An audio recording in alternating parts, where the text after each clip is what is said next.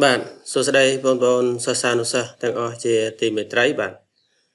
នៅក្នុងវីដេអូនេះលោកគ្រូសូមលើកយកពាក្យសូដូចនឹងពាក្យមេបាទពាក្យសូដូចនឹងពាក្យមេដើម្បីមកធ្វើការ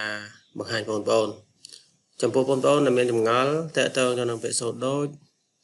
បាទពាក្យនេះដូចបញ្យលពាក្យនៅក្នុងភាសាខ្មែរសូមបងប្អូនធ្វើការខមមិនខាងក្រោមវីដេអូបាទ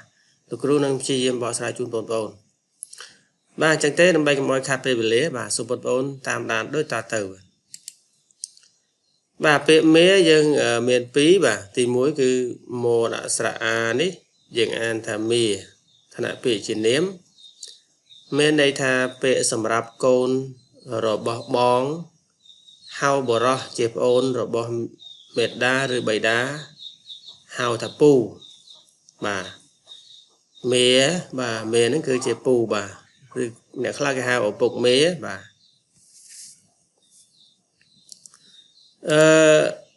ទី2បាទគឺមេដែលសរសេរមកស្រៈអានិងរនេះយើងអានថាមេឋានៈពាក្យជានាមដែរមានន័យថាដំណើររារាំងការសម្លាប់សេចក្តីស្លាប់បាទដំណើររារាំងការសម្លាប់ឬសេចក្តីស្លាប់នេះមេណាបាទមេទី3បាទគឺមេដែលសរសេរមកស្រៈអានិងរដដែលថ្នាក់ពាក្យជានាមមានន័យថាអ្នករារាំង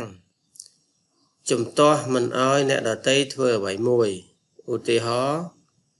មេមកជ្រែកបាទគេហៅថាមេជ្រែកអ្នកខ្លះចាស់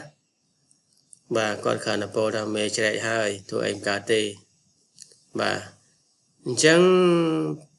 សទិសសាស្ត្រឬក៏ពាក្យសូដូចនឹងពាក្យមេដែលខ្ញុំបានបង្ហាញនៅពេលនេះបាទគឺសូមចាប់តែប៉ុណ្ណេះបងប្អូនមានចម្ងល់អាចសាកសួរតាមរយៈការខមមិនខាងក្រោមវីដេអូបានបាទអរគុណជម្រាបលា